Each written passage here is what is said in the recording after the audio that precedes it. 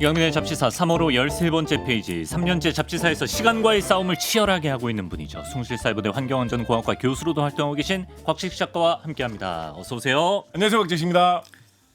요즘 잡지사 전체적으로 불량 인플레이션이 두드러지지 않습니까? 왜 그렇게 됐죠, 도대체? 왜 이런 일이 이렇게 벌어졌죠? 제가 오늘 문득 초반엔 다들 이제 30분 정도였던 것 같은데 하고 30분도 안 했던 시절도 첫 주 있었죠. 분량을 봤거든요. 예, 예. 근데 곽식 작가만 혼자 그때부터 40분을 아, 왜? 했었더라고요. 첫 주부터. 기억의 왜곡. 예. 아, 참. 남들보다 많은 지식을 주셔서 감사합니다. 아닙니다. 예. 네. 이렇게 멋쩍은 느낌으로. 네. 오늘의 주제입니다, 여러분. 최근 이제 중동 내 군사적 긴장감이 고조되는 가운데 주목받은 우리 무기가 있죠. 바로 천공2. 예. 작가님, 이거는 뭡니까? 이제 공격하는 무기가 아니라 방어 무기 중 하나잖아요. 네, 대공 미사일이라고 하는 미사일들이 있죠. 하늘에 날아다니는 것들을 목표로 해가지고 쏘는 미사일, 대공 미사일이라고 하는데요. 천공2면 천공1도 있지 않겠습니까? 그렇죠. 그래서 천공1이 어떻게 보면 더 먼저 나오고 더 전형적인 대공 미사일이라고 할 수 있는 적의 비행기가 날아오면 그거를 맞춰서 떨어뜨리는 격추용 미사일로 개발된 것이 천공1이었고요. 그게 이제 개량이 돼가지고 적의 미사일이 날아오면 그 미사일을 우리 편 미사일로 들이받아서 맞추는 그걸로 나와가지고 이제 제조적으로 되고 있는 제품이 천공2입니다. 네. 이제 이렇게 대공 미사일류를 특히 이제 비행기가 날아오는 거를 맞추는 이런 미사일류를 그냥 흔히 이제 샘이라고 합니다. Surface to Air Missile 이렇게 해가지고 표면에서 바닥에서 하늘을 향해서 쏘는 미사일이다라고 해가지고 네. SAM 약자를 따가지고 그렇게 부르고 네. 흔히 샘 이런 식으로 많이 이야기를 합니다. 네, 네. 그래서 우리나라에서도 그렇고 뭐 미국에서도 그렇고 샘 미사일 이런 식으로 이야기를 할 때도 있는데 이 샘의 마지막 M이 미사일이라는 뜻이기 때문에 샘 미사일이라고 하면 뭐 역전압 이런 식으로 약간 견말이 그러네. 된다라는 크게 중요하지 않은 뭐 이런 지식도 말씀드릴 수가 있습니다. 중요하죠. 예. 샘에 대해서 원래는 그렇게까지 사람들이 투자를 많이 안 했었습니다. 옛날에는 그러니까 옛날이라는 게 1950년대 뭐 이럴 때는 샘에 대해서 어떤 식으로 미국 사람들이 생각을 했었냐면 네. 당시에 50년대 냉전 시기에 미국도 그렇고 뭐 그 상대방인 소련도 그렇고 가장 걱정하던 무기가 뭐였겠습니까? 핵이요. 핵이지 않습니까? 네. 핵 중에서도 제일 막기 어려운 게 적이 미사일에다가 네. 고속으로 높은 곳에서 떨어지는 미사일에다가 탄도미사일에다가 핵을 실어가지고 떨어뜨리면 너무나 위험하지 않겠느냐라고 생각을 해가지고 그거를 막기 위해서 우리가 뭔가 장비를 개발해보자 이런 생각을 좀 한 적이 있었습니다. 네. 그럴 때 당시에 이제 대공 미사일을 만들면 그 하늘에서 갑자기 떨어지는 그 미사일을 어떻게 정확하게 딱 가다가 맞추겠어요, 그죠? 그래서 그때 당시에 막 50년대, 60년대 이럴 때는 미국에서 그러면 우리가 적의 미사일을 들이받는 거는 너무 맞추기가 어려우니까 네. 적의 미사일에 최대한 한번 근접시키는 것만 시도를 해보자.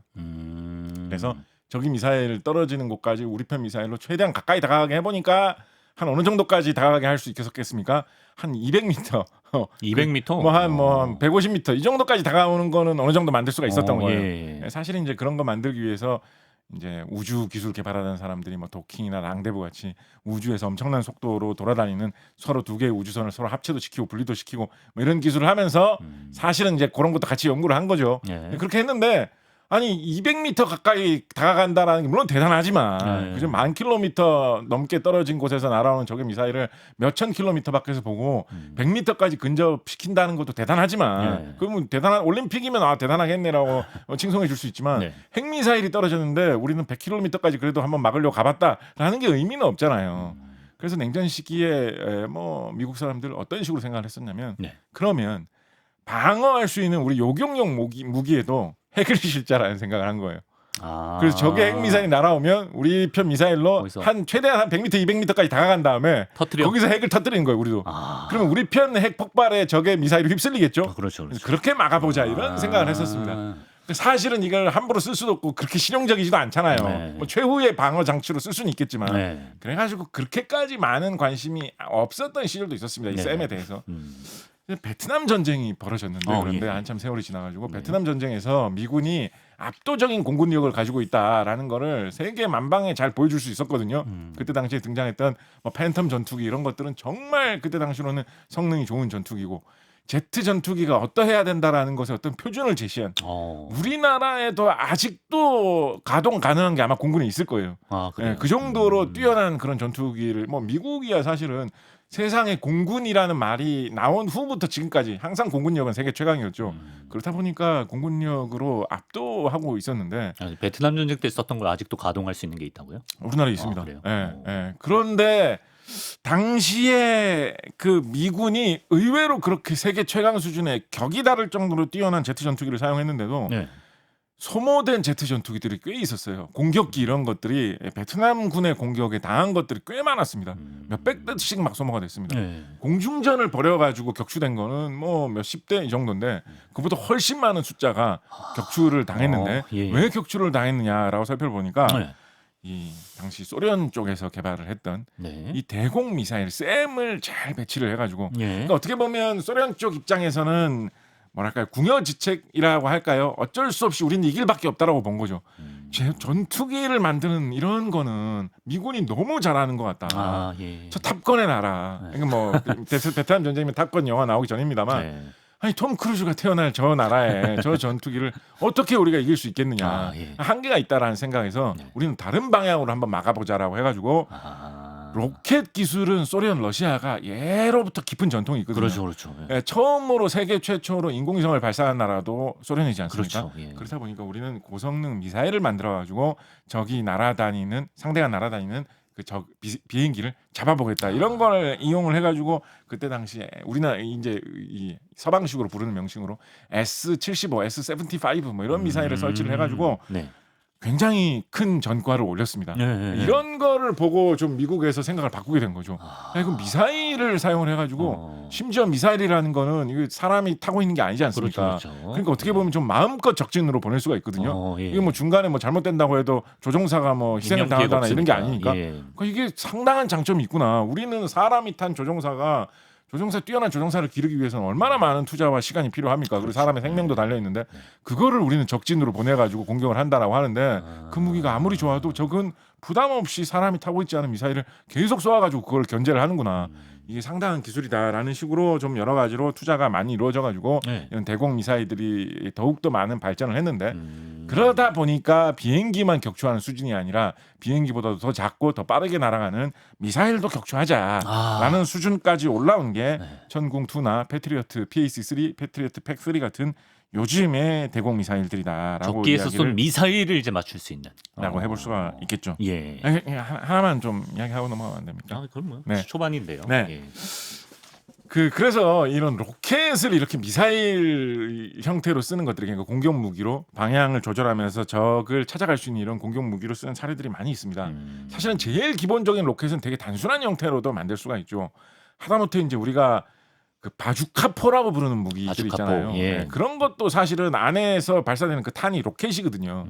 그래서 뭐 우리 그런 로켓 무기 이런 것들을 만드는 공장이 우리나라는 경상북도나 구미 이런 쪽에 많이 있습니다. 네. 그래서 나는 로켓을 만드는 사람이 될 거야라고 하면 뭐 미국의 나사 막 이런 데 가서 일해야 될 것 같지 않습니까? 예. 근데 뭐 꼭 그렇게 아니면 뭐 일론 머스크 선생님 회사에 막 그렇죠. 취업해야 되고 이럴 것 같지 않습니까? 네네. 그런 거 안 해도 우리나라의 그런 육군에서 사용하는 무기 만드는 공장 구미에 취직을 하시면 다양한 물론 소형이죠. 그 사람 탈 수는 없죠. 그런 다양한 아주 여러 가지 성능의 크기의 로켓들을 직접 개발해 보실 수가 있는데요. 네. 그런 거 말고 이제 거기에 스스로 방향도 바꿀 수 있고 적을 추적해서 맞힐 수 있는 그런 기능이 추가되면 단순한 로켓이 아니라 이제 미사일이라고 부르게 되는 거거든요. 우리나라의 미사일에는 보통 궁 돌림으로 끝나는 이름을 붙인 것들이 많이 있어요. 궁. 예를 들어서 현궁이라는 미사일은 바주카 옛날에 쓰던 바주카라는 거는 이제 적의 장갑차나 탱크나 차량 이런 걸 공격하는 무기지 않습니까? 네. 영화에서 이제 뭐 그런 식 영화에는 보통 집을 많이 공격하죠. 영화 같은 데서는. 집을 날려버리죠. 네, 그런 걸로 많이 나오는데 원래는 그것보다는 뭐 차량이나 탱크 이런 걸 공격하라고 나온 무기인데 바주카 같은 경우에는 이제 조준을 해가지고 내가 맞춰서 쏴야 됩니다. 정확하게 내가 겨눈 그 방향으로만 일직선으로 날아가는 거예요. 네. 거기에 만약에 적의 차량이 없으면 이제 엉뚱한 데 꽂히는 거죠. 근데 그에 비해서 이제 대전차 미사일이라는 형태로 나온 거는 모양이 어느 정도 그거하고 비슷하게 생겼어도 거기에 방향 바꾸는 기능과 유도 기능이 있기 때문에 예. 맞춰가지고 유도를 하면서 쏘면 그 미사일이 날아가가지고 좀 떨어져 있더라도 혹은 적이 피한다고 하더라도 따라가가지고 맞히는 게 이제 예. 미사일입니다. 네. 그래서 우리나라에 뭐 대표적으로 이번에 우크라이나 전쟁에서 이름을 많이 떨친 미사일로 이제 제블린 뭐 이런 게 있죠. 제블린. 제블린 같은 미사일 이렇게 맞춰가지고 쏘면 그 방향 일직선으로 딱 안 맞추더라도 미사일이 미사일이 알아서 따라가 가지고 적을 맞추고 심지어 적의 윗뚜껑 쪽을 공격하기 위해서 가까이 다가가면 방향을 전환해 가지고 위에서 아래로 떨어지는 쪽으로 맞추기도 하고 뭐 이런 기능도 제블린에 있는데 예. 우리나라 국산 현궁도 이런 기능을 갖고 있습니다. 아 그래요? 예, 그래서 우리나라 현궁이라는 미사일 이것도 아까 말씀드린 대로 구미, 경상북도 이런 데에서 뭐 어떤 식으로 어떤 부품을 어디에 생산해서 어디서 조립하는지는 모르겠어요. 근데 이제 구미 시장님이 뭐 이렇게 행사하고 하시면 구미의 뭐 어떤 특산물 이러면서 현궁 포도, 미사일 포도. 뭐 이런 거 예, 이렇게 예. 보여주고 현궁, 뭐 이런 거 현궁. 예. 보여주고 이렇게 하실 때가 있습니다. 예. 그 현궁이고요. 네. 여기 적의 전차, 차량 이런 걸 공격하는 현궁이고 신궁이라는 게 있어요. 신궁. 신궁 예, 들어봤죠. 신궁은 우리가 예. 이제 흔히 뭐 양궁에서 금메달 따면 신궁 뭐 이렇게 그렇죠, 얘기하는데 그렇죠. 예. 한자가 다릅니다. 새롭다는 뜻의 아 그래요? 새롭다는 뉴 뭐 보우 뭐 이런 뜻의 신궁임. 영어로는 이거를 케이론이라고 부를 거예요. 그 켄타우로스라고 해가지고 상반신은 뭐 사람이고 하반신은 말인 그게 반인반. 화살을 잘 쏜다는 뭐 이런 식으로 많이 나오지 않습니까? 아. 그래서 아마 영어 명칭으로는 케이론이라고 부를 텐데 예. 우리나라에서는 세 신자를 써서 신궁이라고 부릅니다. 예. 이거는 하늘에 떠다니는 주로 비행기, 헬리콥터 이런 걸 맞추는 용도로 개발된 건데 천궁처럼 멀리 날아가는 대형으로 개발된 게 아니라 네. 소형으로 가까이 날아왔을 때 쏠 수 있는 형태로 개발되어 있는 거고요. 그런 만큼 그러니까 맨패스 이런 말 사용하죠. 개인이 들고 다니면서 쏠 수도 있다라는 정도의 크기를 어깨에 메고 쏠 수 있다라는 정도로 나온 그런 제품인데 네. 그래서 뭐 휴대용 미사일 뭐 이런 식으로 이야기를 하는데요. 이거 신궁 하시는 분들은 휴대용이라는 말 들으면 되게 좀 싫어하십니다. 이 무게가 한 20kg 뭐 이렇게 무거운데. 나오기 때문에 예. 이제 이거는 그냥 마지막에 사람이 좀 들고 쏠 수는 있겠지만 차에 태워 가지고 다녀야 되는 거다. 뭐 이런 식으로 이야기를 하시는 게 있습니다. 그게 신궁이고. 네. 네. 그리고 이 궁 시리즈로 이제 천궁이라고 하는 천궁은 차량에다 트럭에다가 태운 상태로 이렇게 돌아다니면서 쏘는 그런 미사일이고 네. 미사일 쏘는 트럭 한 대만 있는 게 아니라 레이더를 탑재하고 있는 그런 시설 그다음에 조정하고 컴퓨터로 계산하는 시설 이런 것도 같이 있어가지고 하나의 이렇게 세트로 팀으로 움직여야 되는 형태의 무기가 이제 천궁이죠. 이런 궁 시리즈 중에 좀 특이하다고 할까요? 좀 관심이 많이 쓰인다고 할까요? 기술적으로 살펴볼 게 많은 무기로 비궁이라는 무기도 있습니다. 그런 비궁. 것도 있어요. 비궁. 네, 비궁이라는 무기는 뭐냐면 이거는 원래는 그 아까 말씀드렸던 지금까지 쭉 이야기한 개보하고 비교해 보자면 바주카 이런 쪽에 조금 더 가까운 그냥 일직선으로 날아가는 로켓을 많이 만들어 가지고 갖고 있던 게 있었어요. 히드라 로켓이라고 해가지고 미국에서도 쓰는 그런 무기가 있었는데 네. 그 무기가 뭐 다양하게 많이 쓰이고 있었고 그랬는데 이게 위력이 그렇게 강하지가 않았어요. 위력이 그렇게 강하지 않아가지고 히드라 로켓은 이제 못 쓰겠다. 네. 이건 좀 구형 무기다라고 생각을 해가지고 좀 이거를 이제 안 쓰는 분위기로 이 히드라 로켓 생산하는 공장도 딴 걸로 다 바꾸고 뭐 이렇게 하려는 분위기가 지금으로부터 한 20여 년 전 뭐 이런 무렵에 그보다 더 전 그 무렵에 좀 있었던 것 같은데 그렇게 해서 다 걷어치우려고 보다 보니까 네.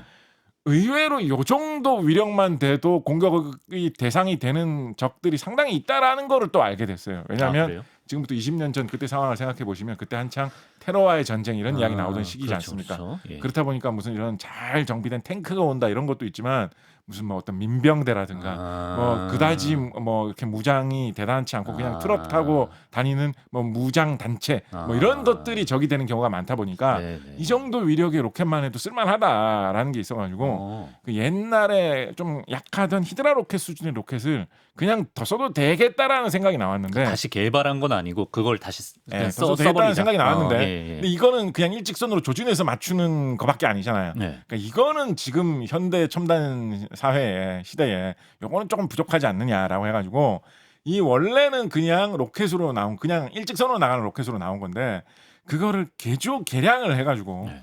유도 기능을 추가를 하는 걸 한번 개발을 해보자라는 생각이 제기가 된 적이 있습니다. 사실은 이 생각을 처음 제기가 됐던 거는 미국 쪽에서 먼저 제기가 됐던 것 같은데요. 네네네. 그거를 우리나라 쪽하고 합작을 해가지고 추진을 했었어요. 합작을 해가지고 되게 나름대로 좀 이거 괜찮은 생각인데 우리나라 쪽에서 생각을 했겠죠. 이걸 하면서 유도 미사일 관련된 기술도 많이 배우면서 네. 그러면서도 그게 실용적인 현궁 건 아니에요? 예. 천궁보다 이게 현궁. 그러니까 현궁보다도 훨씬 더 약한 거예요. 아 그래요. 위력이 훨씬 더 약하고 성능이 훨씬 더 떨어지는 건데 네네네. 예, 그런데 그냥 뭐 재고가 많이 있고 이거를 생산할 수 있는 시설이 많이 있는데 그냥 다 없던 일로 하기 아까우니까 개조해 보자. 예, 조금만 뭐 어떻게 좀 이런 추적 기능을 예. 달아보자, 유도 기능을 달아보자. 그래서 미사일처럼 바꿔보자라고 시도를 했었거든요. 네. 그래서 결국은 제품이 개발됐는데 그래서 말하자면 이것도 이제 미사일이죠. 유도 기능도 있고 방향도 차가 찾아가고 하니까. 근데 이거는 원래 뿌리가 로켓이 그냥 일반적인 일직선 로켓이 있기 때문에 이 무기는 좀 헷갈리게 유도 로켓이라는 말로 부릅니다. 유도 로켓. 네, 유도 로켓. 근데 사실상 뭐 미사일이라고 볼 수 있겠죠. 그런데 이 유도 로켓이 개발되는 과정에서 히드라의 유도 로켓 개발 이 버전이 개발되는 과정에서 미국 쪽에서 개발하다가 중간에 손을 뗍니다.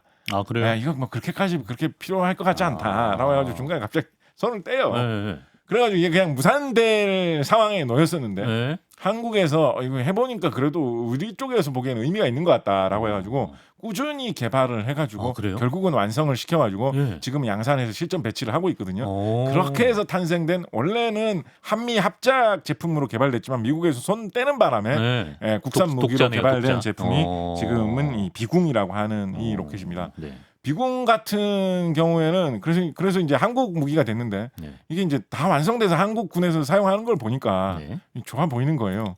그래서 미군 쪽에서 다시 관심을 갖고 있습니다. 아이, 그래서 이게 재작년 작년 그 즈음에 네. 미군 해군 쪽일 거예요. 해군에서 이거를 성능 평가도 하고 막 이랬습니다. 아 그래요? 예. 그래서 이게 미국에 팔릴 것 같다라는 얘기가 막 파다하게 뭐 나오면서 좋은 거지. 뭐. 예, 이 무기 만드는 그 구미에 공장 있는 그 회사의 주식도 한때 막 올라가고 막 이랬었던 적이 있었습니다.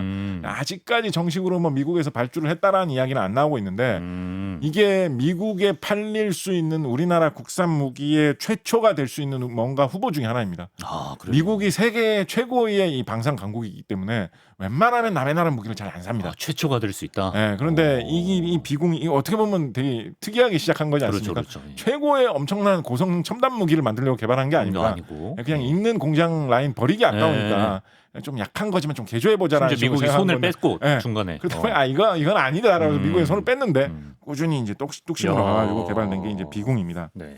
이거 넘어가기 전에 하나만 소짜 하나만 하게 되게 해주세요. 넘어갈 것 같은 기운을 정말 소짜 하나만. 정말 비궁 이야기 하나만 예, 예, 비궁 예. 이야기 예. 비궁 이야기 하나만 하게 해주세요. 네, 진짜 넘어가려고 그랬거든요. 네, 하나만 하게 해주세요. 예, 하십시오. 비공 이야기. 비궁 같은 경우에 트럭 같은 데다 이제 싣고 한 40발 정도의 이 비궁 유도 로켓 작은 미사일이죠. 40발 정도를 싣고 다니면서 쏘면 최대 한 8km 정도 밖에 있는 이 적을 향해서 이 40발을 연속으로 막 쏟아부을 수 있는 정도의 그런 무기입니다. 네네. 그러니까 약한 적들이 많이 올 때 좀 유용하겠죠. 여기저기서 한 뭐 많이 올 때 그럴 때 이제 유용하겠죠. 네. 탱크가 막 온다 이럴 때는 별 소용 없고요. 예. 그런 정도의 무기인데 이게 어떻게 보면 이게 약간은 좀 무리수긴 한데요. 이런 미사일 개발하는 뭐 로켓 개발하는 이런 역사를 보면 약간 우리나라의 민족적 전통이 있다. 이런 이야기도 좀 해볼 만합니다. 우리나라에 우리 지난 시간에 잠깐 이야기를 했던 그 세조 임금의 형님이자 단종 임금의 아버지인 이 문종 시기에 예. 바로 이런 로켓 무기를 개발하는데 문종 임금이 되게 관심이 많았습니다. 아, 조선을 대표하는 이 로켓 무기 하면 뭡니까? 신기전이라는 무기가 있죠. 그최 누구죠? 아, 그 개발한 분이 최무선이라는 분은 이제 고려 시대의 주화라는 고려 버전을 개발한 적이 있고요. 아, 예. 조선 시대에는 예. 이제 신기전이라는 아, 무기가 예, 뭐 예, 세종 예. 시기에도 많이 개발되고 사용이 됐었는데 네네네. 소신기전, 중신기전, 대신기전 뭐 이렇게 있습니다. 그런데 중신기전이 크기가 한 1.4m 정도 되는 크기에 화살 모양으로 생겼고 로켓은 조그맣게 달려있긴 합니다. 근데 그게 크기가 대충 보면 비궁하고 비슷해요. 아, 진짜요? 예. 그래서 그거는 이제 옛날부터 쓰던 거예요. 예. 그런데 이제 이 문종이 어떤 생각을 하냐면 화차라는 이 차량에다가 이 무기를 여러 발을 싣고 다니면서 연속으로 오. 한 번에 발사하면 좋지 않겠느냐라는 생각이 사실은 이 문종의 할아버지 시절부터 있긴 있었는데 그래서 어느 정도 시도는 됐었는데 네. 문종이 이걸 한번 제대로 해보자라고 해가지고 이거에 많이 투자를 합니다. 와. 그래가지고 이거를 엄청나게 개발을 하면서 이 조선왕조실록에 이 화차를 개발하고 실험하는 과정도 적혀 있습니다. 아, 그래요? 그 내용 중에 보면 어떤 게 있냐면 네. 이 화차 요즘에 아까 비궁은 트럭에 싣고 다닌다 그랬잖아요. 네. 화차는 어떻게 뭐 그때 트럭이 없었을 거 아니에요. 수레요. 그 수레 형태인데 어떻게 움직이겠습니까? 말이 끌겠죠. 사람이 끌고 다녔습니다. 사람이? 왜냐하면 좀 조심조심 정밀하게 잘 끌고 다녀야 되기 때문에 사람이 끌고 다니는데 조선왕조실록 기록에 보면 이 화차를 가지고 실험을 하면서 지금은 이제 미사일을 뭐 구미 이런 데 공장이 있다고 말씀드리지 않았습니까? 예. 그때 당시에는 뭐 이런 무기 공장 중에 대부분 큰 거는 그냥 다 서울에 있었습니다. 예. 서울에 기술도 있고 사람도 있기 때문에 그래서 이거를 실험을 할 때 광화문에서 한강가 서강대학교 있는 근처에 서강가 한강가까지 들고 다니면서 실험을 했다라고 돼 있는데 조선왕조실록에 무슨 내용이 있냐면 네. 평지에서 갈 때는 두 사람이 끌면 충분하고 네. 오르막길을 갈 때는 두 사람이 끌고 두 사람이 밀어야 된다. 이런 서술이 실록에 남아 있거든요. 구체적이네요. 이거는 문종 임금이 이거를 따라다니면서 보면서 하나하나 이거는 실험을 하는 과정을 살펴봤다는 뜻이에요. 아, 그런 거예요? 조선왕조 실록에 제 추정이긴 합니다. 조선왕조 실록에 되게 예. 중요한 기록도 생략된 게 많아요. 생각을 해보면. 음. 그런데 이 화차를 몰고 다닐 때 몇 명이서 끌어야지 오르막길 잘 올라가느냐라는 것까지 기록이 돼 있다라는 그렇죠. 거는 이 과정을 문종 임금이 실제로 감독을 해가면서 이거의 개발에 많은 투자를 했다라는 겁니다. 근데 이렇게 해서 개발된 화차가 발사를 하면 이 1.4m 정도 크기에 되는 이 화살 끝에 이 폭발하는 장치도 붙일 수 있습니다. 예. 그거를 한 번에 이제 100발을 쏘거든요. 100발이요? 최대로 채워가지고 쏘면 그러면 이게 한 150m 정도까지 날아갑니다. 현대 비공이 8km까지 날아가는 거에 비해서는 훨씬 약하죠. 그래도. 그렇지만 사람이 웬만히 쏠 수 있는 거리 이상으로 가는 거죠. 그렇죠. 그 거리에 폭발을 하는 이런 로켓 무기가 100발씩 떨어진다라고 하면 이런 거를 그때 당시 이런 걸 이게 문종 시대면 지금으로부터 막 뭐 500년 전, 600년 전 이런 전입니다. 네. 그러면 이런 거가 있다라고 상상도 그때 당시 뭐 영화를 보고 저런 무기도 있구나라고 하던 시대도 아니잖아요. 그러니까 이런 무기가 있을 거라고 상상도 사람들이 못하던 시대인데 네. 이런 거를 만들어서 사용을 했다. 그런 거 좀 재현해봤으면 좋겠다. 재현한 영상도 여러분 찾아보시면 꽤 있습니다. 그래요. 워낙에 더군다나 네. 아니 더군다나 이거 한번 쓰게 해주세요. 더군다나. 더군다나. 네, 더군다나 예. 이게 이제 조금 간과하는 것 중에 하나가 뭐냐면 이 뭐 화차를 개발해 썼다 이 정도는 좀 알려져 있어요. 근데 대체로 그냥 화차 그런 거 개발해가지고 뭐 이런 거 실험해봤네 이 정도로만 아까 특이하게 한번 이렇게 임금님이 궁전에서 짠 이렇게 해봤네라고 생각하시는 분들도 계신데 그게 아니라 이 화차 같은 거를 몇십 대를 만들어가지고 실전에 대량으로 배치를 했습니다. 그래서 뭐 국경 이런 데 막 보냈거든요. 아, 그래요? 그래서 이 화차 같은 거를 굉장히 잘 사용한 인물로 볼 수 있는 인물로 남아 있는 분이 대표적으로 몇 분이 있는데 대표적으로 이 사실은 이 다음 세대죠. 문종 임금의 동생인 세조가 임금이 됐을 때 활동한 장군 중에서 유명한 장군인 남이 장군이 있습니다. 남이 장군. 예. 남이 장군. 그 남이섬이 남이 장군 이름을 예. 따서 남이섬이 됐죠. 이거 이제 박환일 선생님이 해주시면 더 재밌게 해주셨어요. 아마 해주셨구나. 예. 이 남이 장군이 참전한 전투에서 큰 전투가 벌어졌을 때 예를 들면 이시의 난이라든가 이럴 때 굉장히 대활약했던 무기가 이 화차입니다. 남이 장군이 되게 어릴 때 젊을 때 성공한 사람으로 알려져 있잖아요. 예. 약간 뭐 약간 아이돌 같은 느낌의 그런 좀 장군이었거든요. 네. 실제로 뭐 얼굴도 잘생겼었다라는 이야기도 있고.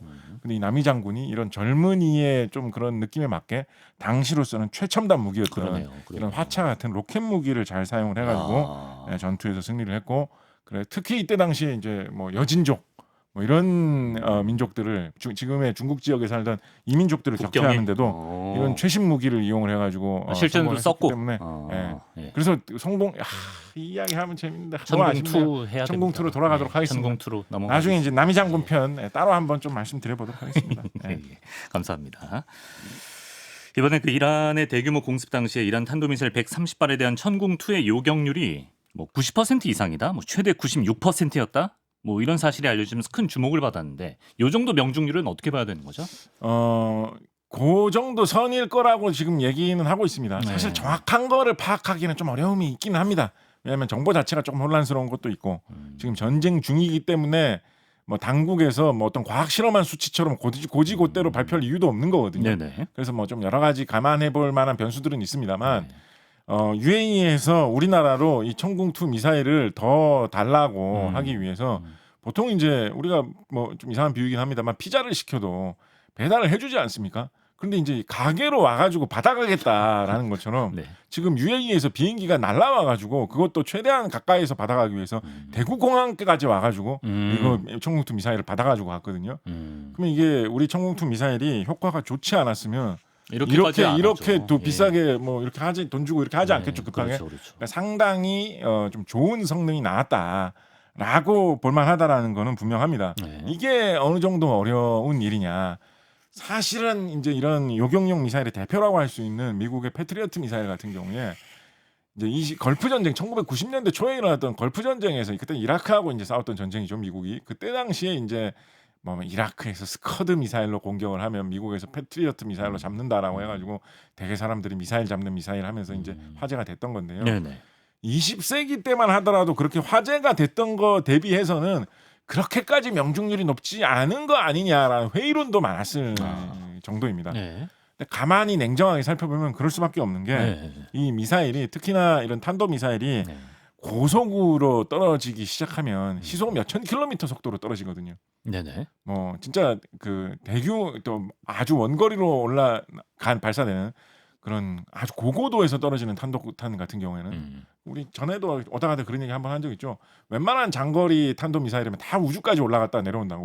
예. 그래서 말씀하시죠. 뭐 인공위성이나 그런 뭐 국제 우주 정거장에 돌아다니는 그런 고도보다도 한참 우주로 갔다가 떨어지는 그런 미사일들도 꽤나 많이 있거든요. 네. 그렇게 본격적으로 떨어지면 막 시속 10,000km 이상으로도 떨어지고 막 이럽니다. 어. 예. 그런데 그게 어느 정도 속도냐?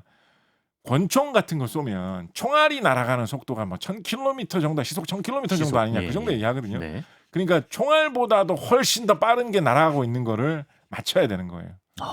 예, 그것도 히트킬 방식으로 이거 들이대가지고 들이받아가지고 맞추는 방식으로 맞춰야 되는 거예요. 예.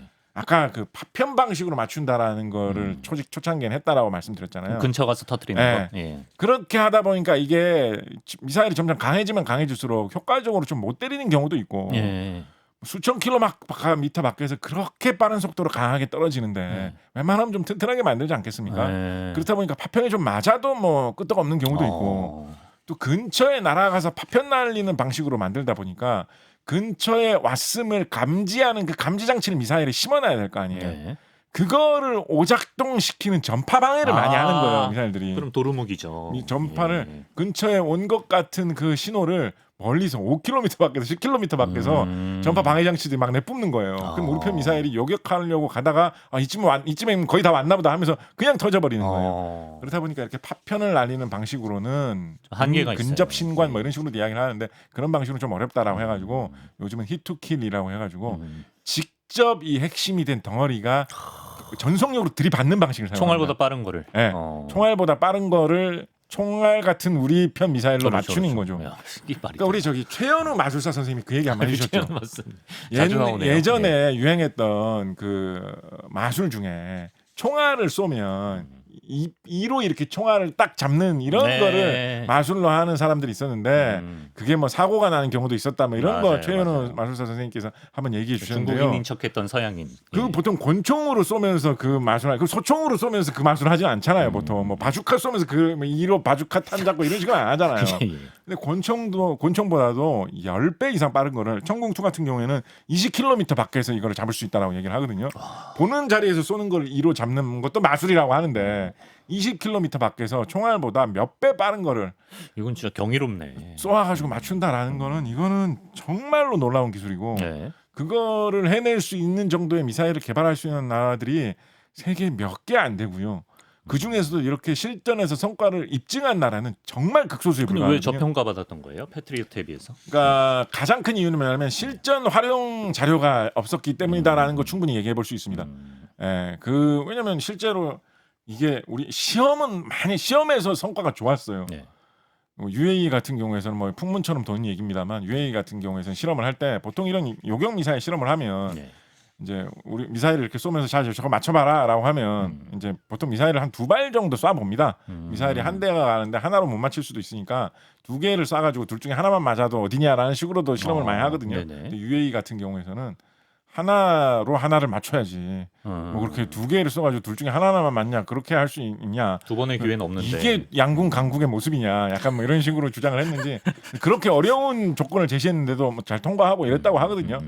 그런데도 이거는 우리가 자 실험합니다. 자 준비하시고 잘 준비되셨죠? 자 그래서 막 연구원들도 다 붙어 있고 뭐 혹시 갑자기 뭐 잘 안 되면 이거 왜 갑자기 안 되나요? 그러면 옆에서 이거 이렇게 리부팅 하시면 돼. 막 이렇게 그런 사람들 다 있는 상황에서 하는 거잖아요. 실험이라는 거는 그죠? 실험할 때 딱 나를 잡아가지고. 그렇죠.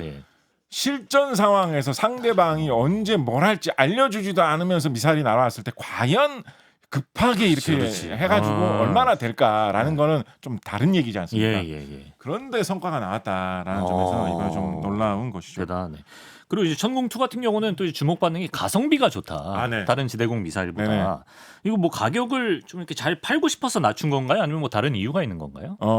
팔고 싶어서 낮춘 것도 분명히 있죠. 근데 이제 여러 가지 이유로 가격을 낮출 수 있을 것 같은 요인도 좀 있었습니다. 일단은 이게 다양한 이야기 있는데 제일 이제 중요하고 저변에 깔려 있는 제일 중요한 거 말씀드리면 우리나라가 이제 제조업 강국이기 때문에 그렇다.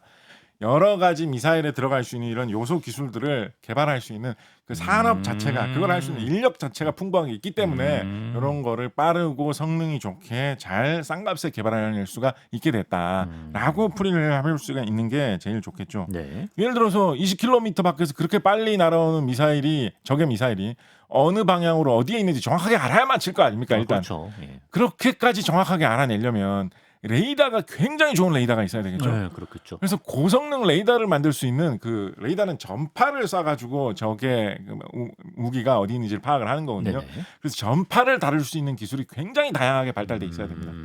그런데 이건 뭐 조금 갖다 붙이긴 합니다만 근데 그렇게 크게 갖다 붙이는 것도 아니에요.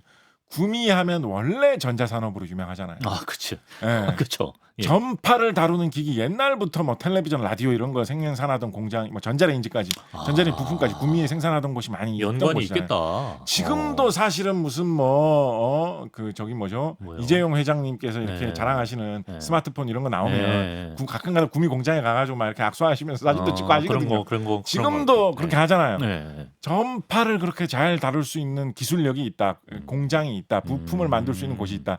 더군다나 가장 중요하게 그런 전파와 관련된 기술을 익히고 있는 인력들이, 기술인들이, 학자들이 많이 있다라는 그러네요, 진짜. 그 네. 토양 아래서 네. 그런 초고성능 레이더를 만들 수 있는 그런 기술적인 바탕도 만들어질 수 있는 거거든요. 그래서 아닌 게 아니라 레이더나 레이더 부품을 만드는 그런 공장도 구미에 있어요. 아, 그렇군요. 예, 아주 좋은 것들을 만듭니다.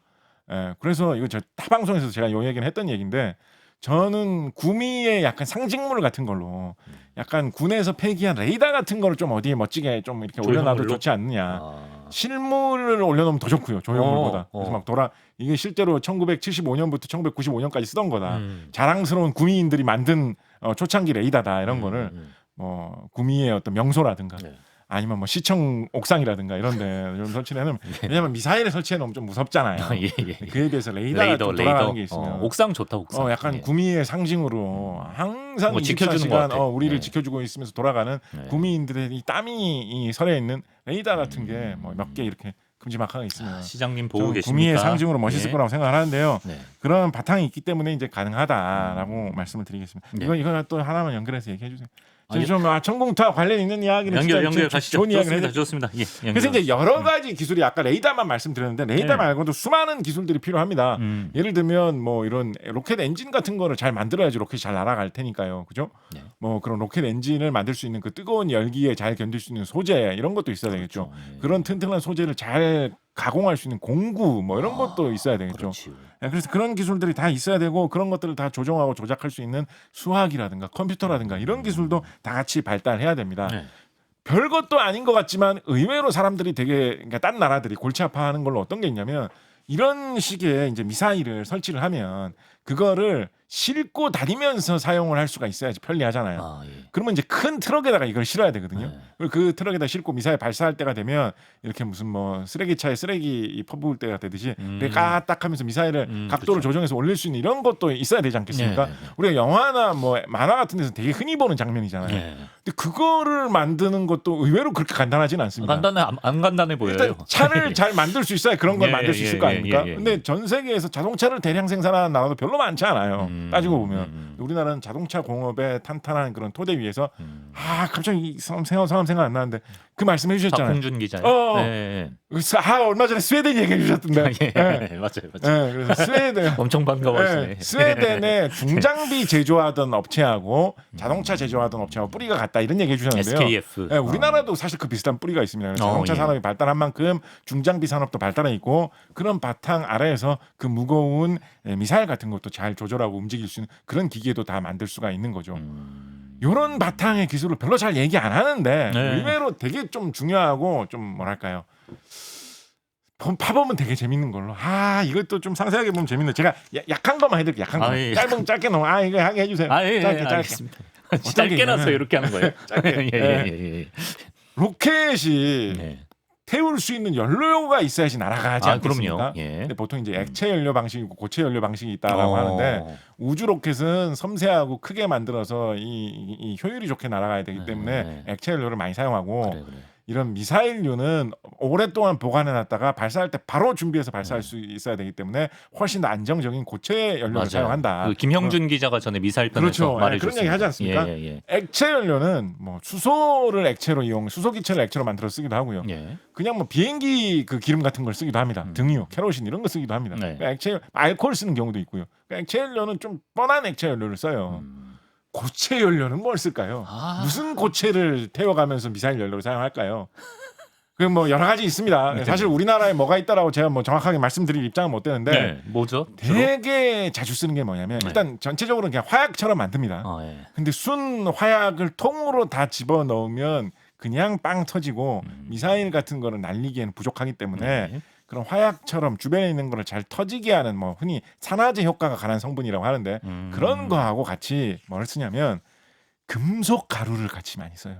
금속 가루 어떤 금속?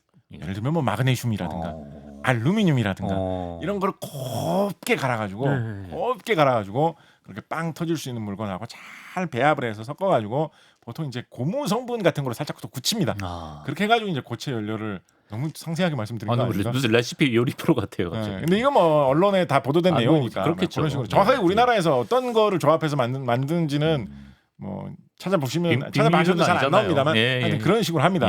그래서 이제 알루미늄 가루를 만드는 공장 이런 걸 검색을 해보시면 알루미늄 만드는 공장에 우리가 사업하고 있는 분야 이렇게 이야기를 하면서 방위산업 이렇게 네 글자를 써놓은 알루미늄 가루 만드는 회사들이 있습니다.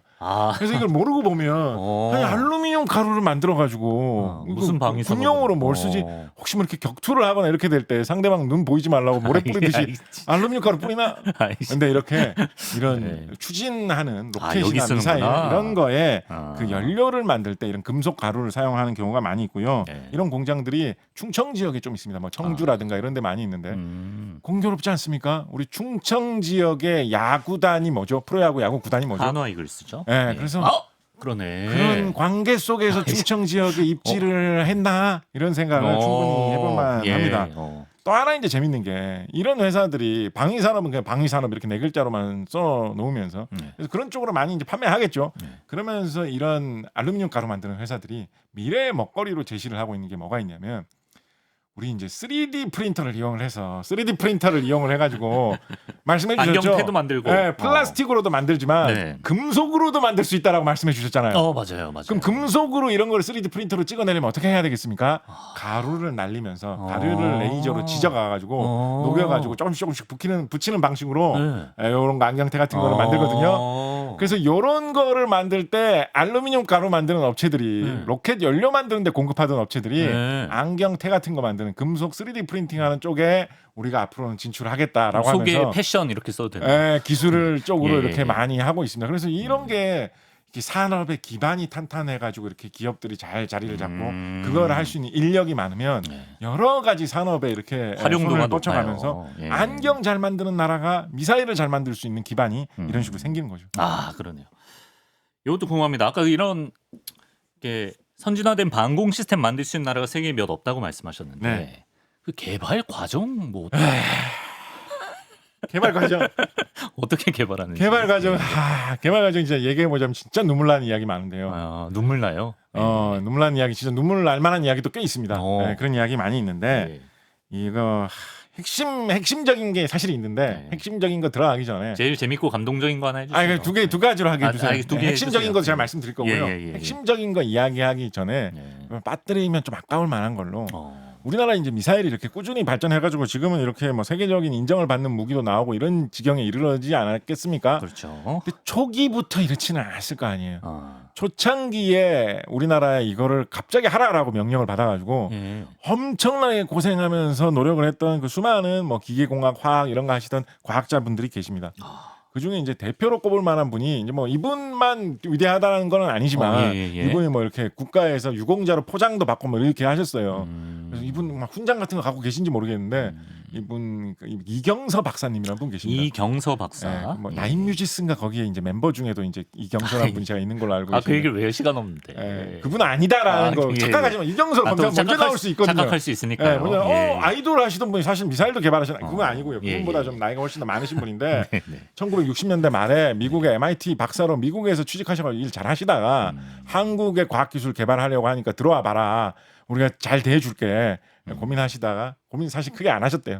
과감하게 한국으로 오셔가지고 예, 자리 잡고 공부를 하셨는데 처음에는 좀 이렇게 좀 종합적이고 뭔가 좀 이런 한국의 산업 발전과 과학 기술 발전과 무기 발전을 동시에 도모해 볼 수 있는 뭐 이런 걸 생각을 하셨던 것 같은데, 그래. 근데 갑자기 다 필요 없고 빨리 미사일 만들어라. 그때가 언제예요? 70년대 초죠. 70년대 초. 예, 최대한 빨리 만들어라라고 해가지고 예. 별의별 방법을 다 사용을 하면서 고민을 해가지고 억지로 미사일을 만드는데 성공을 해가지고 우리나라 미사일 산업에 뿌리를 내리게 하셨던 그래요? 이경선 박사님과 그 동료와 후배들이 있습니다. 예. 이분이 이야기 인터뷰 같은 데 찾아보면 뭐 이상한 전설적인 이야기 진짜 많이 해주시는데요. 어떤 거 있냐면 아까 로켓은 무기로 사용한 로켓은 고체 연료를 쓴다라고 말씀드렸잖아요. 그죠? 그럼 고체 연료를 그렇게 잘 사용을 하려면 이렇게 빻아놓은 가루를 잘 배합할 수 있는 섞을 수 있는 섞는 기계가 있어야 돼요. 그죠? 그렇죠. 근데 섞는 기계가 중간에 잘 들섞이고 뭉치고 이러면 곤란하단 말이에요. 우리 하다못해 이거 믹스 커피를 타도 잘못하면 달달한 건 밑에 다 가라앉고 이렇게 될 때 있잖아요. 그럼 엉망이잖아요. 그죠? 믹스 커피는 그러면 약간 맛없고 그만이지만 로켓은 그렇게 만들어가지고 한 성분만 구석에 뭉쳐 있으면 불발탄 생기거나 잘못하면 도중에서 터져버립니다. 그죠? 그래서 아주 완벽하게 섞을 수 있는 기계가 있어야 돼요. 그런 기계를 못 구하겠는 거예요. 70년대 우리나라에서. 기발한 데서 찾았을 것 같아. 예. 그래서 전 세계에 그 비슷한 거를 한 나라들마다 다 찔러보면서 혹시 우리나라한테 기계 팔 생각 없냐 했는데 아무 데서 안 판다라고 했다는 거예요. 그런데 어느 프랑스 회사가 프랑스 회사가 기계를 넘기겠다라고 하는 회사가 있었는데 되게 조그마한 기계만 넘긴다고 한 거예요. 그래서 이거를 만들어 가지고는 뭐 무슨 문종에 때 사용하던 뭐 화차에 들어가는 신기전 정도는 만들 수 있겠지만 이걸로 어떻게 대형 미사일을 만드냐라고 할 만한 제안이 들어왔다라는 거예요. 가격도 그렇게까지 싸지도 않은데, 근데 과감하게 이경서 박사님이 아무것도 없으니까 일단 그거라도 사자. 그래서 샀어요. 이걸로 해가지고 뭐 그때 처음엔 고민도 하셨겠죠. 작은 건데. 그래서 이거라도 사가지고 정 안 되면 실패하면 이걸로 조그마한 모형이라도 만들어가지고 지금 이 정도까지는 우리가 만들었습니다라도 보여드려야 되나 뭐 이런 생각하셨겠죠. 뭐 구체적으로 그런 생각까지 하셨는지 모르겠습니다만. 그래서 그거를 산다고 그렇게 하고 있는데. 갑자기 미국에서 연락이 왔는데 미국에서 어떤 아저씨가 연락을 줬다라는 거예요. 어떤 그런 업체에서 연락을 준 게 아니라. 그 아저씨가 연락을 줬는데 그 아저씨 어떤 아저씨였느냐. 내가 그런 로켓 같은 데 들어가는 거 그런 거 만드는 거 하는 사업을 하다가 망한 사람이다. 망한 사람이다. 그래서 망한 사람이면 지금 소용없지 않냐고. 그 사람이 뭐라고 얘기했냐면 내 망한 공장이 아직 남아 있는데 그 공장의 그 장비가 그대로 있다. 물론 뭐 지금 점점 고물처럼 변해가고 있지만 하여튼 있다. 그 장비는 있다 어쨌든. 그거라도 혹시 살 생각이 있겠느냐. 이거 약간 그 뭔가 폐지 재활용 그런 느낌이 나서 좀 거시기 할 수 있겠지만 우리 너무 아쉬우니까 혹시 사갈 생각이 있겠느냐. 싼값에 넘기 이거 어차피 뭐 이거 뭐 그냥 그렇죠. 가만두면 쓰레기니까 그거를 뜯어왔다라는 거예요. 사왔다라는 거예요. 그 두 개를 조합을 한 거예요. 거기서 쓰레기같이 버리는 거에서 뜯어온 그 큰 기계 자체하고 그다음에 프랑스에서 정식 제품을 사오면서 배웠던 그 기계를 어떻게 다루고 사용해야 되는지 기술하고 그거를 조합을 해가지고 그 큰 기계를 살린 거예요. 미불 합작 느낌. 그래서 그때 당시에는 이경서 박사님 하는 걸 항상 응원해주는 사람들만 있었겠습니까? 좀 뭐 저래 갖고 되게 쓰라는 사람들도 있었을 거 아니에요. 그러다 보니까 미국에서 헛돈 주고 쓰레기 사왔다라는 이런 이야기도 있었는데 되게 자랑스럽게 높은 분 왔을 때 대통령 이런 분 왔을 때 기계 돌아가는 것을 막 보여줬다는 거예요. 이게 쓰레기냐고 약간 이런 식으로. 그렇게 해서 미사일이 진짜로 70년대 후반에 개발이 됐어요. 진짜로 날아가는 미사일이 작동이 되는 게 개발이 됐어요. 그런데 지금도 우리나라 이런 미사일이나 무기는 충청남도에 이것도 충청도 지역이네. 충청남도의 서해안에 있는 어느 시험장에서 해변 있는 데서 이런 태안에 실험 맞아요. 그런 실험을 많이 합니다. 이제 이 아무 미천도 없는 데서 이렇게 미사일을 이렇게 만들고 있으니까 얼마나 고생을 했겠어요. 그렇겠죠. 그래서 허구한 날 거기 가가지고 막 실험을 하고 있는데 어느 날 보니까 눈이 펑펑 오고 있는 날에 미사일 연구하는 이 연구원이 눈을 다 맞아가면서 해변을 쓸쓸하게 걸어가고 있는데 예. 하얗게 눈에 뒤덮여가지고 아이고. 백곰 같아 보이더라는 거예요. 북극곰 같아 보이더라는 거예요. 네. 그래가지고 그 미사일이 개발됐을 때 그 네. 미사일을 백곰 미사일이라고 부르게 됐습니다. 아. 그래서 우리나라 최초로 개발된 미사일의 이름이 네. 지금도 다들 백곰 미사일이라고 부르는데 그래요. 최초 미사일이 이게 뭐 요즘 미사일은 현궁, 비궁, 신궁, 뭐 천궁 되게 멋있잖아요. 백곰. 근데 처음 개발한 건 백곰이지. 오. 사실은 막 뭐 공식 제가 알기로는 공식 무슨 뭐 군 자료에는 이런 말이 없는 걸로 알고 있어요. 그런데 제일 많이 언론사에 퍼져 있는 이야기가 명칭이 백곰 그 미사일이다. 눈에 휩싸여 가지고 걸어다녔던 그 아. 진짜 영혼을 미사일에 바쳤던 그 연구원의 모습에서 나온 이름이 참 대단한 백곰 분들입니다. 미사일이다라고 예. 이야기를 하고 있거든요. 예. 전 이 이름 뭐 현궁 뭐 천궁 다 멋있는 이름입니다만 전 백곰도 백곰 2, 백곰 3 이런 식으로 좀 살리면 좋겠어요. 비하인드 스토리가 있으니까 네. 눈물 납니다. 이게 하나였고요. 그러니까 이거 끝내야 돼요. 근데 우리가 비궁도 그렇고 네. 백곰도 그렇고 진짜 그 막 다 버려진 거 쓰는 거는 우리가 잘해, 그죠? 뭐 또 추가로 조금만 더 말씀드리면 안 될까요? 시간이 다. 그럼 마지막으로 이 얘기만 하고 끝낼게요. 5분 5분 내로 5분 내로 전체 마무리. 전체 마무리. 전체 마무리. 이 이야기하면서 끝낼게요. 예, 예, 이 이야기하면서 예. 끝낼게요. 네. 그리고 이제 네. 이 천궁 2 같은 이런 무기가 가성비도 좋고 독특한 성능을 가진 특수한 이런 경쟁력 있는 무기로 개발될 수 있는 그런 배경을 생각을 해보면 네. 미천없는 상황에서 발동될 수밖에 없었던 창의성 이런 것도 좀 생각을 해볼 필요가 있습니다.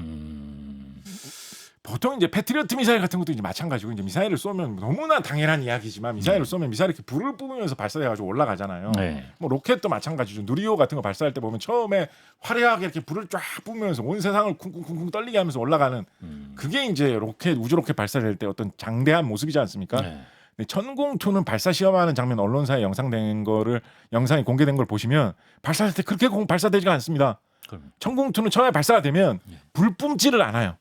그냥 무슨 쿵 하는 이런 소리가 나면서 예. 공중 부양을 합니다. 그냥 아무것도 없이. 맞아요. 공중 부양을 해가지고 공중에 쓰고 올라간 다음에 네.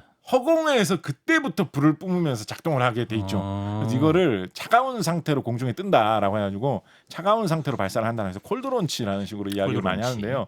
공기를 엄청나게 압축시켜놨다가 이것도 대단하죠. 공기를 높은 압력으로 압축시켜놨다가 터져나 공기 말고 다른 기체 쓰는 경우도 있습니다. 네. 높은 압력의 기체를 그러니까 이건 뭐 어떤 거라고 할까요? 약간 비비탄 총 같은 에어건 같은 이런 걸 쓰는 느낌으로 공기총 쏘는 느낌으로 빵 터뜨리는 거예요. 그 말하자면 이게 좀 이상한 얘기인가 방구 같은 힘으로 기체의 힘으로 빵 터뜨려가지고 이 무거운 미사일을 밀어냅니다. 그래서 공중으로 던집니다 미사일을. 방구는 콜드는 아니죠. 예. 그러면 그렇군요. 예. 과학적인데요. 그런데 그러면 그 공중에서 허공에서 그때부터 본격 로켓이 가동되는 그런 장치를 만든 거예요. 이렇게 하면 그 로켓의 발사 장치와 이런 거와 보통 미사일을 한 발씩 안 싣고 뭐 서너 발씩 천궁 같은 경우에는 한 4발 정도 이렇게 이제 싣고 다니지 않습니까? 예. 옆 미사일에 화염이 건드리는 거를 신경을 쓸 필요가 별로 없는 거예요. 처음부터 불 뿜는 방식으로 하면 이 미사일 날아가다가 옆 미사일 잘못하고 태워 먹으면 어떡합니까? 예, 그렇죠. 혹은 그 발사 차량이 타버리면 어떡합니까? 타지는 않더라도 예. 발사 차량에 설치해 놓은 온갖 섬세한 전자 장치들이 고장 나면 어떡합니까? 그러네요. 그거를 막아주는 게 굉장히 또 피곤한 기술이 많이 들어가야 되거든요. 돈도 비싸지고. 그런데 콜드론치를 이용하면 일단 공중으로 공기의 힘으로 날린 다음에 허공에서 가기 때문에 그런 면에서 훨씬 더 효율이 높아질 수가 있거든요. 네. 이 기술이 아까 미국의 패트리어트 미사일 같은 경우에는 이런 거를 좀 과거에 별로 안 썼다라고 말씀드렸잖아요. 그죠? 이 기술을 왜 우리나라는 천궁2에서 우리나라는 이런 거를 도대체 갑자기 어떻게 할 수 있게 되었을까요? 이거를 직접적으로 직계 연관 관계로 말하기는 조금 어려운 면도 있는데 그렇게 말씀하시는 분도 계세요. 그렇게 보도하는 언론도 있는데 근데 간접적인 관계는 있을 수밖에 없다라고 이야기하기로 말해보면 이게 참 세계의 역사가 이렇게 흘러간다라는 게 슬프기도 하고 모순적이기도 한데요. 러시아 기술의 연계 흐름이 여기에 있습니다. 러시아 기술이 우리한테 영향을 받았어요. 우리가? 그렇습니다. 러시아가 아까 이런 식으로 로켓 기술의 전통이 좀 강하다는 말씀드렸잖아요. 그렇죠. 러시아가 이렇게 콜드론치 쪽을 잘했습니다. 옛날부터.